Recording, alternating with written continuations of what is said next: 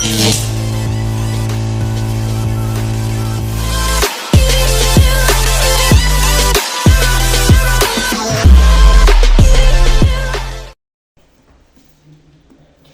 perkenalkan nama saya Muhammad Nur Fauzan dengan NIM 221080200077,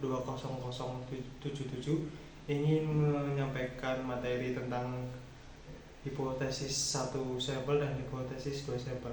Nah, untuk videonya tolong saksikan berikut ini ya. Saya Muhammad Nur Fauzan ingin membawa materi tentang hipotesis 1 sampel dan hipotesis 2 sampel.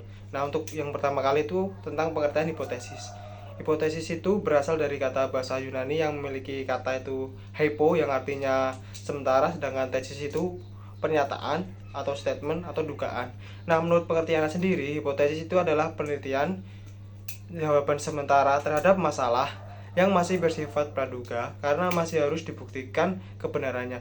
Jadi hipotesis adalah pernyataan yang sifatnya itu masih sementara atau kesimpulan atau dari kesimpulan sementara atau dugaan yang bersifat logis tentang suatu populasi.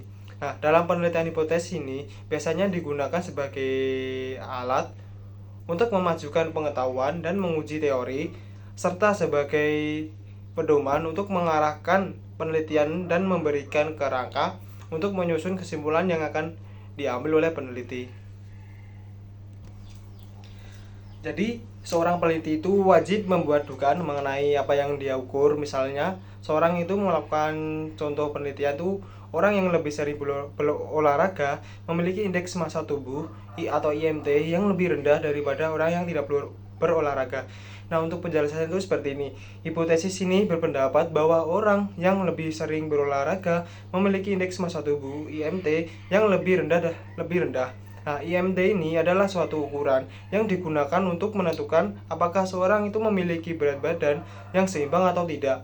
Nah, oleh karena itu, hipotesis ini berpendapat bahwa orang yang lebih sering berolahraga memiliki berat badan yang lebih seimbang dan tidak memiliki berat badan yang berlebihan. Nah, hipotesis ini dapat diuji dengan melakukan penelitian yang melibatkan pengukuran IMT dan frekuensi berolahraga pada sejumlah subjek. Jika hasil penelitian ini menunjukkan bahwa orang yang lebih bersering olahraga itu memiliki IMT yang lebih rendah, maka hipotesis ini dapat diterima. Namun, jika hasil penelitian tidak menunjukkan perbedaan yang signifikan antara orang yang lebih sering berolahraga dan tidak berolahraga, maka hipotesis ini dapat ditolak. Nah, dalam penelitian hipotesis ini dapat diuji dengan menggunakan statistik yang sesuai, seperti analisis regresi linear untuk menentukan hubungan antara frekuensi berolahraga dan IMT. Hasil penelitian ini yang menunjukkan bahwa terdapat hubungan negatif yang signifikan antara frekuensi berolahraga dan IMT dapat mendukung hipotesis ini. Yang selanjutnya itu ada pengertian tentang hipotesis statistika. Nah, hipotesis statistika ini adalah suatu proses untuk menentukan apakah dugaan tentang nilai parameter atau karakteristik populasi didukung kuat oleh data sampel atau tidak. Nah, hipotesis statistika ini adalah asumsi yang diperuntukkan untuk mengasumsi populasi untuk mengetahui nilai-nilai parameternya dalam penelitian. Nah, hipotesis statistik ini digunakan untuk menguji kebenaran suatu pernyataan mengenai populasi yang sifatnya masih lemah tingkat kebenarannya. Nah, hipotesis statistik ini dapat berbentuk variabel seperti Poisson, normal, binomial, serta dapat berbentuk lain seperti mean, standar deviasi, proporsi, dan varians. Nah, hipotesis statistika ini terdiri dari dua bagian. Yang pertama itu ada hipotesis nol dan hipotesis alternatif atau H1. Hipotesis nol ini adalah asumsi yang diuji, sedangkan untuk hipotesis alternatifnya ini adalah asumsi yang diharapkan akan ditolak. Jika hipotesis nol ditolak, maka hipotesis alternatif ini diterima, dan sebaliknya. Nah, yang kedua itu ada uji hipotesis. Nah, uji hipotesis ini itu suatu prosedur yang didasarkan pada sampel dan teori probabilitas. Nah, untuk menentukan apakah hipotesis itu merugikan suatu yang menentukan apakah hipotesis itu merupakan suatu yang masuk akal dan bisa dibuktikan kebenarannya. Nah, maka uji hipotesis ini itu adalah sebuah metode statistik yang digunakan untuk mengambil keputusan tentang klaim atau hipotesis yang diajukan mengenai suatu populasi. Nah, berdasarkan data yang diperoleh dari sampel, prosedur ini menggunakan teori probabilitas untuk mengevaluasi seberapa mungkin hasil yang diamati dari sampel dapat terjadi jika hipotesis nol. Nah, tujuannya itu untuk menentukan apakah bukti yang ditemukan dari sampel itu memberikan cukup dukungan untuk menolak hipotesis nol itu.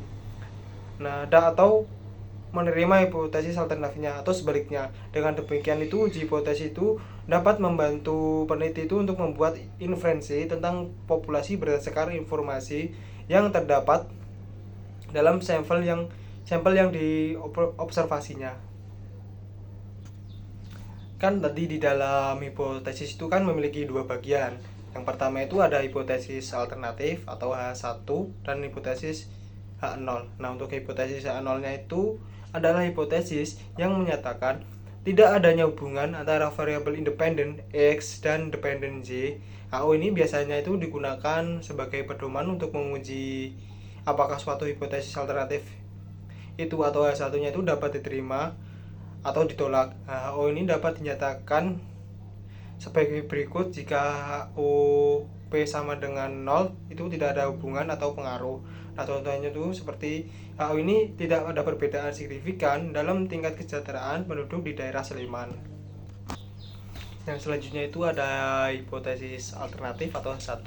Nah, hipotesis alternatif ini adalah hipotesis yang menyatakan adanya hubungan antara variabel independen X dan variabel dependen Z. Nah, biasanya ini digunakan sebagai pedoman untuk menguji apakah suatu hipotesis 0 itu dapat diterima atau ditolak. Nah, satu ini dapat dinyatakan sebagai berikut jika satunya parameternya itu ada memiliki hubungan atau pengaruh. Nah, contoh selanjutnya itu jika tingkat kesejahteraan penduduk di daerah Sleman itu rendah dalam pengujian hipotesis HO dan H1-nya. HO dan satunya itu harus mutual, eksklusif, dan ekshaustif. Artinya apa? Hanya ada salah satu dari keduanya yang dapat terjadi.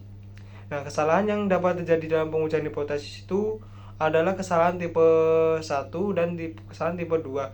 Nah, untuk kesalahan tipe 1 itu bisa terjadi ketika HO itu ditolak padahal seharusnya diterima. Nah, sedangkan kesalahan tipe 2 itu sebaliknya, jika HO-nya diterima padahal seharusnya ditolak. Untuk selanjutnya itu ada contoh dari hipotesis ya. Suatu obat baru itu lebih baik dari obat yang selama ini digunakan jika persentase orang yang sembuh itu setelah meminum obat itu baru ini lebih dari 60%. Nah, dalam permasalahan ini maka dapat dibentuk hipotesis statistiknya. Untuk HO-nya itu parameternya itu sama dengan 0,6, jadi obat baru itu tidak lebih baik. Nah, untuk hipotesis alternatifnya itu parameternya itu lebih dari 0,6, jadi obat baru itu lebih baik. Nah, selanjutnya itu ada hipotesis satu sampel ya. Untuk hipotesis satu sampel itu adalah suatu metode statistik yang digunakan untuk menguji apakah nilai dari ukuran sampel data penelitian itu berbeda secara nyata atau tidak dengan suatu nilai tertentu yang menjadi acuannya. Nilai tertentu yang menjadi acuan tersebut pada umumnya itu merupakan nilai parameter untuk mengukur suatu populasi. Hipotesis satu sampel ini dapat digunakan untuk menguji rata-rata, uji varians dan proporsi dari suatu populasi dengan menggunakan itu uji T, yaitu uji varians populasi tidak diketahui, atau uji Z varians populasi diketahui. Yang selanjutnya itu ada uji hipotesis arah kanan. Nah, apabila ada rumusan pasangan HA atau H1-nya dinyatakan dengan bunyi yang lebih besar atau paling sedikit atau minimum. Nah, jika hipotesis itu lebih besar, maka menggunakan hipotesis arah kanan. Nah, terus bagaimana sih bunyi hipotesis arah kanan? Nah, contohnya itu seperti ini. Untuk HO atau hasil kinerja belajar antara kelompok A sama dengan kelompok B. Sedang untuk hipotesis alternatifnya atau H1-nya, hasil kinerja belajar kelompok A lebih dari kelompok B. Dalam contoh ini, hipotesis arah yang lebih besar adalah hipotesis alternatif yang menyatakan bahwa terdapat perbedaan antara kelompok A dan B, namun tidak menyatakan apakah kinerja belajar kelompok A itu lebih tinggi atau lebih rendah dari kelompok B. Nah, yang kedua itu ada hipotesis arah kiri. Nah, apabila ada rumusan pasangan H atau H satunya itu dinyatakan dengan bunyi kalimat lebih kecil, paling besar atau maksimum. Nah, kalau uji hipotesis kiri itu penolakannya di daerah penolakan HO-nya. Itu di daerah yang di arsir terletak di sebelah kiri kurva diagram Cartesius. Jadikan diagram Cartesius itu adalah X positif negatif, Y positif untuk hipotesis kiri dan sisi X negatif. Kalau yang diuji hipotesis kanan kan itu adalah X positif. Jadi kalau hipotesisnya atau statistiknya berada di daerah yang diarsir, itu HO-nya itu ditolak dan satunya itu diterima. Nah, jadi itu hipotesis nolnya itu tidak ada perbedaan ya, dari perbedaan yang signifikan ya dalam rata-rata waktu belajar siswa yang menggunakan metode A dan siswa yang menggunakan metode B. Nah, untuk hipotesis alternatifnya itu terdapat perbedaan yang signifikan dalam rata-rata waktu belajar antara siswa yang menggunakan metode A dan siswa menggunakan metode B. Nah, dalam contoh ini kan kita ingin membandingkan efektivitas dua metode pembelajaran ya, yaitu metode A dan metode B terhadap waktu belajar siswa. Nah, hipotesisnya yang nol itu menyatakan bahwa tidak ada perbedaan signifikan dalam rata-rata waktu belajar antara kedua metode. Sementara untuk hipotesis alternatifnya itu menyatakan sebaliknya, bahwa ada perbedaan yang signifikan. Nah, untuk menguji hipotesis ini kita melakukan studi di mana kita itu memilih dua kelompok siswa atau satu kelompok menggunakan metode A dan kelompok lainnya menggunakan metode B. Nah, setelah itu kita mengumpulkan data waktu belajar dari masing-masing kelompok tersebut. Nah, untuk selanjutnya itu kita menggunakan teknik statistik seperti uji T atau uji ANOVA untuk menganalisis data tersebut. Jika nilai P, nilai yang dihasilkan dari analisis itu menunjukkan nilai yang sangat kecil, biasanya itu kurang dari 0,05. Nah, maka kita akan menolak hipotesis 0 dan menerima hipotesis alternatifnya. Yang berarti itu ada perbedaan yang signifikan dalam rata-rata waktu belajar antara kedua metode tersebut. Nah, sebaliknya jika nilainya lebih besar, kita gagal menolak hipotesis 0 yang berarti tidak ada cukup bukti yang menyatakan perbedaan yang signifikan. Nah, di sini tuh ada contoh kurvanya ya. Jika di kiri itu berarti itu untuk penolakan HO. Nah, sedangkan di kanan itu adalah daerah penolakan HO-nya. Yang selanjutnya itu ada hipotesis dua sampel. Nah, hipotesis dua sampel ini adalah suatu metode statistik yang biasanya digunakan untuk membandingkan rata-rata proporsi atau varian sebuah populasi berdasarkan dua sampel yang diambil.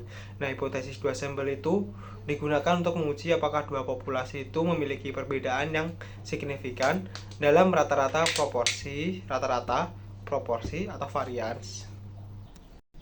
Selanjutnya itu ada langkah-langkah untuk menguji hipotesis. Yang pertama itu kita membuat hipotesisnya dulu. Nah, yang pertama itu adalah proses pembuatan pernyataan tentang parameter populasi yang ingin diuji kebenarannya berdasarkan data sampel dikumpulkan. Nah, contohnya itu seperti ini. Jika hipotesisnya 0 HO-nya itu mungkin menyatakan bahwa tidak ada perbedaan antara dua kelompok, sedangkan hipotesis alternatifnya itu menyatakan bahwa ada perbedaan. Yang kedua itu kita memilih tingkat signifikannya. Nah, tingkat signifikan ini adalah tingkat risiko yang diambil untuk menolak hipotesis 0 ketika sebenarnya benar. Nah, biasanya ini dilambangkan dengan tanda alfa. Nah, contohnya tuh jika tingkat signifikan kita 0,05, maka kita akan menerima resiko tersebut sebesar 5%. Nah, untuk melakukan kesalahan dalam menolak hipotesis 0. Yang ketiga itu ada memilih uji statistik. Nah, memilih teknik statistik ini harus sesuai untuk menganalisis data berdasarkan jenis data yang dikumpulkan dan pernyataan penelitian yang diajukan.